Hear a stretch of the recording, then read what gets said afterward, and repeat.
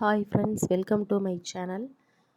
நம்ம சேனலில் இன்றைக்கி என்ன வீடியோ பார்க்க போகிறோம் அப்படின்னா, வீட்டிலேருந்தே தையல் தொழில் செஞ்சு ஒரு நாளைக்கு 100லேருந்து 1000 வரைக்கும் 1000க்கு மேலேயும் நம்ம சம்பாதிக்கலாம். அது எப்படின்றத நம்ம பார்ப்போம்.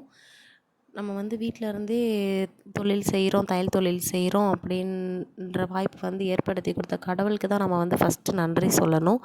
ஏன் அப்படி சொல்கிறேன்னு பார்த்தீங்க அப்படின்னா, எத்தனையோ பெண்கள் வீட்டில் காலையில் எழுந்திரிச்சு வீட்டில் வேலை பார்த்து பிள்ளைங்கள ஸ்கூலுக்கு அனுப்பிச்சிட்டு அவங்களும் எந்திரிச்சு கிளம்பி வெளியில் வேலைக்கு போயிட்டு ஈவினிங் வராங்க. சில பேர் நைட்டு கூட ஆயிடுது வீட்டுக்கு வர்றதுக்கு.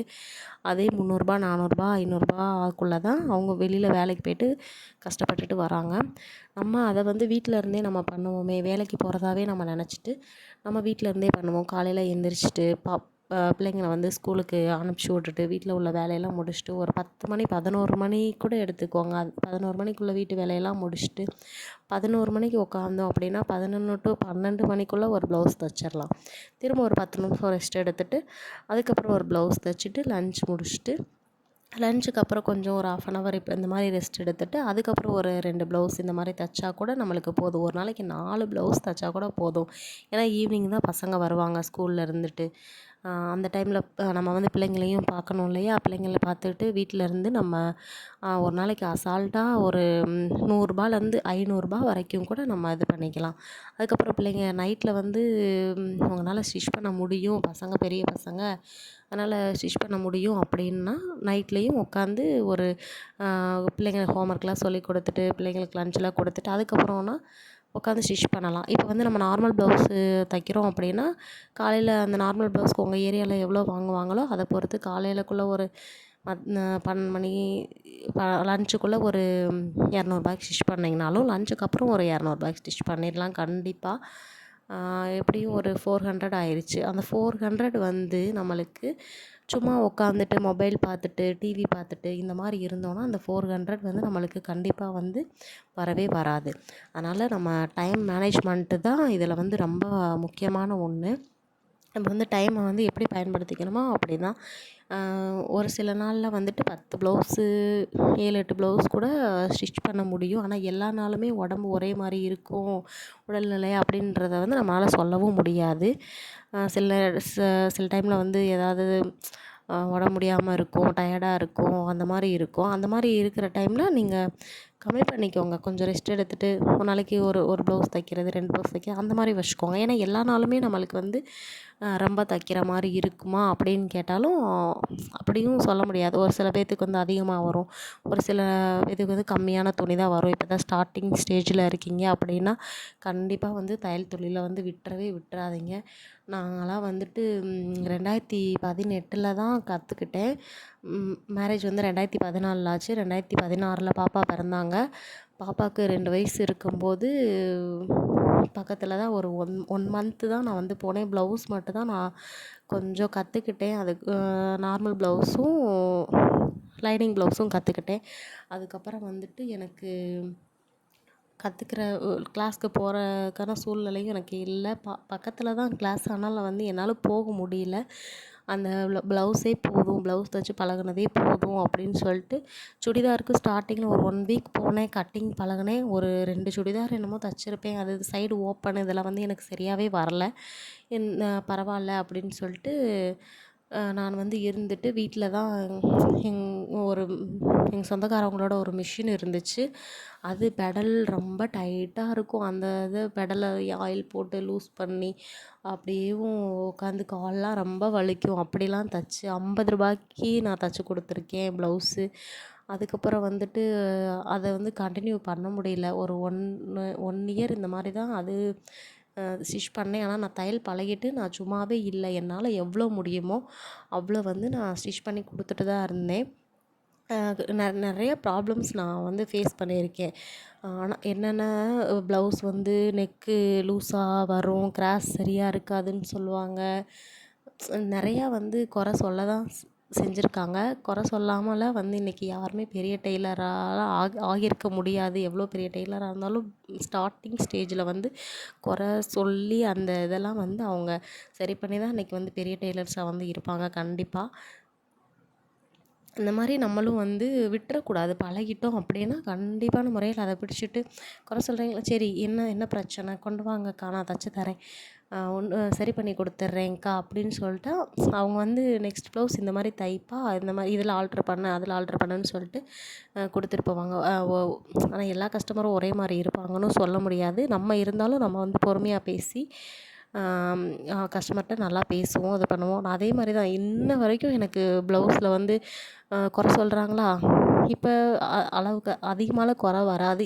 ஏன்னா டைட் லூஸ் இருக்கிறது வந்து அவங்கவுங்க உடம்ப பொறுத்து. நான் ஸ்டிச் பண்ணி கொடுக்குறப்ப அந்த அளவு ப்ளவுஸ் கொடுத்துருவாங்க. திரும்ப அதை போட்டு பார்த்தாலே அவங்களுக்கு டைட்டாக இருக்கும் அந்த அளவு ப்ளவுஸேவும். அப்போ இதை போடும்போது இது டைட்டாக தானே இருக்கும், அக்கா டைட்டாக இருக்குதுக்கா, டைட்டாக தைச்சிட்டிங்க அப்படின்னு அளவு ப்ளவுஸை போட்டு பாருங்கன்னா அளவு ப்ளவுஸும் டைட்டாக தான்க்கா இருக்குது, சாரி அப்படின்னு சொல்லிட்டு ஒரு தையல் பிரித்து விட்டுக்கோங்க அப்படின்னு சொல்லிட்டு பிரித்து விட்டுக்குவாங்க. இல்லை அவங்களால முடியலன்னா கொண்டு வாங்கக்கா நான் பிரித்து தரேன் அப்படின்னு சொல்லிட்டு பிரித்து கொடுத்துருவேன். லூஸாக இருக்கா கொண்டு வாங்கக்கா நான் பிரித்து கொடுத்துட்றேன் அப்படின்னு சொன்னாலும் கொண்டு வந்து கொடுப்பாங்க. நான் லூஸாக இருக்கிற பிடிச்சி கொடுத்துட்டு ஒரு சில பேர்லாம் எங்கள் வீட்டிலேயே வந்து போட்டு பார்த்துட்டு அப்படி இதை ஆல்ட்ரேஷன் பண்ணி கொடுமா அப்படின்னு சொல்லிட்டு இது பண்ணி இதை அடுத்து நெக்ஸ்ட் டைம் இந்த இதை சரி பண்ணி கொடுத்துரு அப்படின்னு சொல்லிட்டு போவாங்க. இப்போல்லாம் வந்து அது அளவுக்கு அதிகமாக வந்து நான் ஸ்டிச் பண்ணி கொடுத்த ப்ளவுஸு தான் எனக்கு அளவு ப்ளவுஸாகவே வரும். என்னோடய ரெகுலர் கஸ்டமர் எல்லாருக்கிட்டையுமே புதுசாக வர்றவங்க வந்து இந்த ப்ளவுஸில் இந்த ஆல்ட்ரேஷன் இருக்குமா அதை சரி பண்ணிடு அப்படின்னு சொல்லிட்டு தான் கொடுத்துட்டு போவாங்க. நான் அதையும் சரி பண்ணி கொடுத்துருவேன். இப்போ வந்து கொஞ்சம் நிறையா வருதுன்னே சொல்லலாம் எனக்கு. நான் வீட்டில் இருந்து தான் ஸ்டிச் பண்ணுறேன். எங்கள் வீடு இருக்கிறது கொஞ்சம் வந்து அவுட்ரு தான். ஒரு சில பேர் இப்போ நம்ம வந்து ஒரு கஸ்டமர் தானே அப்படின்னு சொல்லிட்டு இது பண்ணக்கூடாது. அந்த கஸ்டமர் வந்து நம்ம தக்க வச்சுக்கிட்டா தான் அவங்க போய் 2 பேர்த்திட்ட சொல்லுவாங்க, 3 பேர் ஆவாங்க, 4 பேர் ஆவாங்க, 5 பேர். இது மாதிரி தான் ஒரு கஸ்டமருன்றது அவங்க ஒருத்தவங்க மட்டும் இல்லை, அவங்கள சுற்றி நிறையா பேர் இருப்பாங்க. அந்த பொண்ணுகிட்ட கொடுங்க.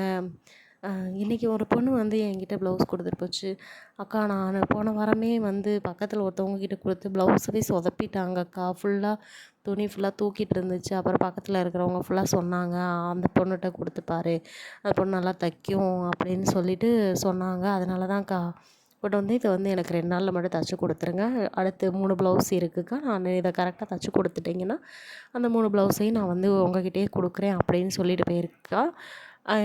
அளவு ப்ளவுஸில் இருக்கிற ஆல்ட்ரேஷனை ஃபுல்லாக நான் கேட்டு வச்சுருப்பேன். அதை வந்து சரி பண்ணி கொடுத்துட்டேன்னா அந்த அந்த 3 ப்ளவுஸும் அடுத்து நம்மளுக்கு வந்தால் நம்மளுக்கு தான் நல்லது. நம்ம ஸ்டிச் பண்ணி கொடுக்க போகிறோம், கரெக்டாக இருக்குது, பிடிச்சிருந்தா அடுத்து நம்மகிட்ட தான் கொடுப்பாங்க. அந்த ஒரு கஸ்டமர் போய்ட்டு அந்த பொண்ணு போய்ட்டு இன்னும் 2 பேர்த்திட்ட சொன்னான்னா அந்த இன்னும் 2 பேர் என்கிட்ட வந்தால் அது வந்து நம்மளுக்கு தான் நல்லது. அதனால் வந்து கஸ்டமர்கிட்ட வந்து முகம் சுளிக்காதீங்க. முகம் சுளிக்காமல் வந்துட்டு என்ன என்ன ஆல்ட்ரேஷனோ நான் கண்டிப்பாக பண்ணி தரேன்க்கா, நீங்கள் கொண்டு வாங்க, கொண்டு வாப்பா அப்படின்னு சொல்லிட்டு வந்து பேசி பழங்க. பொறுமை வந்து ரொம்ப முக்கியமானது டெய்லரிங் தொழிலை பொறுத்த வரைக்கும் வந்துட்டு. அப்புறம் உங்களை வந்து நீங்கள் ஃப்ரெஷ்ஷாக வச்சுக்கோங்க. காலையில் எந்திரிச்சு பிள்ளைங்க நான் ஸ்கூலில் பாப்பா விட போகிறப்பயும் அதுக்கு முன்னாடியே குளிச்சிடுவேன். குளிச்சுட்டு வந்து தான் நான் மிஷினில் உட்காருவேன். அதனால் காலையிலே குளிச்சுட்டு நீங்கள் மிஷினில் உட்காருங்க.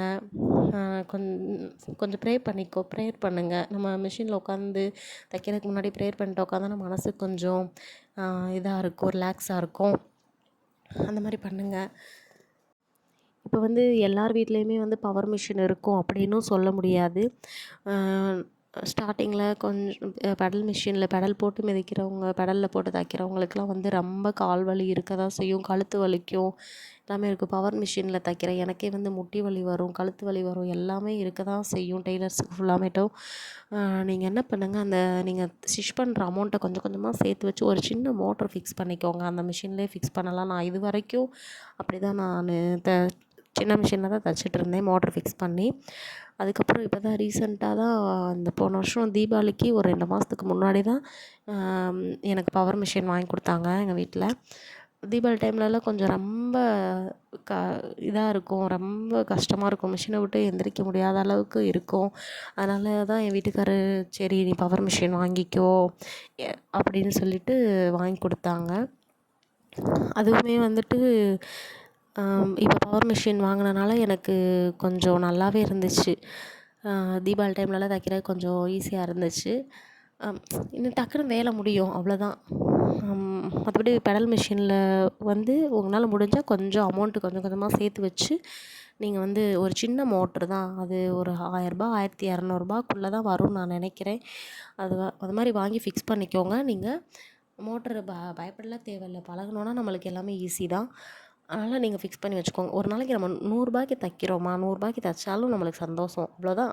துணி வந்து அவ்வளோதான், ரூ. 100 ஒரு துணி தான் இருக்குது, ஒரு ப்ளவுஸ் தான் இருக்குது, அதை மட்டும் தான் இன்றைக்கி தைக்கிறதுக்கு இருக்குன்னா அதையும் தைச்சி முடிச்சிருங்க. அன்னன்னைக்கு வர வேலையை வந்து அன்னன்னைக்கு வந்து ஃபினிஷ் பண்ணிடுங்க. பெண்டிங் வைக்காதீங்க ப்ளவுஸை. இப்போ வந்து நாளை கழிச்சு ஒரு கஸ்டமர் வந்து நாளை கழிச்சு வேணும் அப்படின்னு சொல்லி கொடுத்துட்டு போகிறாங்கன்னா, அதை நீங்கள் அவங்க கொடுத்துட்டு போனோமா அன்றைக்கே வெட்டி முடிஞ்சால் வேலை இல்லை அப்படின்னா வெட்டி தச்சு வச்சுருங்க. அவங்க வாங்க வர்றப்ப அமௌண்ட்டை வாங்கிட்டு நீங்கள் வந்து ப்ளவுஸை கொடுத்து விட்ருங்க. ஏன்னா அதுக்கு மறுநாள் ஏன்னா கஸ்டமர் வர்றப்ப நம்ம ரெடியாக வச்சுருந்து கொடுத்தா தான் நம்ம வந்து பரவாயில்ல, அந்த பொண்ணு வந்து கேட்ட உடனேயும் தச்சு கொடுத்துட்டாங்க, நம்ம வந்து நெக்ஸ்ட் டைமும் அந்த பொண்ணுகிட்டே கொடுப்போம். இப்படி என்கிட்ட வந்து நிறையா அர்ஜென்ட் ப்ளவுஸ் வந்து வரும். அதெல்லாம் வந்துட்டு நான் வாங்கிட்டு அர்ஜென்ட் ப்ளவுஸ்னால் டக்குன்னு கட் பண்ணி டக்குன்னு தச்சு கொடுத்துருவேன். அதுவும் நம்மளுக்கு வந்து கொஞ்சம் இதாக தான் இருக்கும். அதனால் வந்து வீட்டில் இருக்கிறவங்க வந்து டைமை வந்து ரொம்ப இது பண்ணிக்கோங்க. ரொம்ப டைமை வேஸ்ட் பண்ணாதீங்க. மொபைல் பார்த்துட்டு டிவி பார்த்துட்டு இது பண்ணிட்டு நம்மளால் ரூ. 100 சம்பாதிக்க முடிஞ்சாலும் அது வந்து நம்மளுக்கு தான். நம்ம பிள்ளைங்களுக்கு ஏதோ வச்சு ஒன்று வாங்கி கொடுத்துக்கலாம். அந்த ரூ. 100வையும் நம்ம டெய்லியும் சேர்த்து வைக்கிறோம். ரூ. 100 சம்பாதிக்கிறீங்கன்னா அதில் ஒரு ரூ. 20 எடுத்து வச்சு ஒரு சேவிங்ஸ் மாதிரி பண்ணுங்கள்.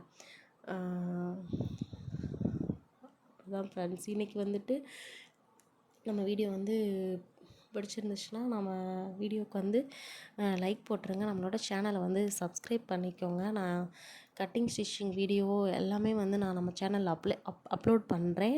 என்னோடய வீடியோ வந்து உங்களுக்கு யாராச்சும் பார்க்குறீங்க அப்படின்னா உங்களுக்கு மோட்டிவேஷனாக இருந்துச்சு அப்படின்னா நம்மளோட சேனலுக்கு வந்து ஒரு லைக் பண்ணிடுங்க. Thank you friends.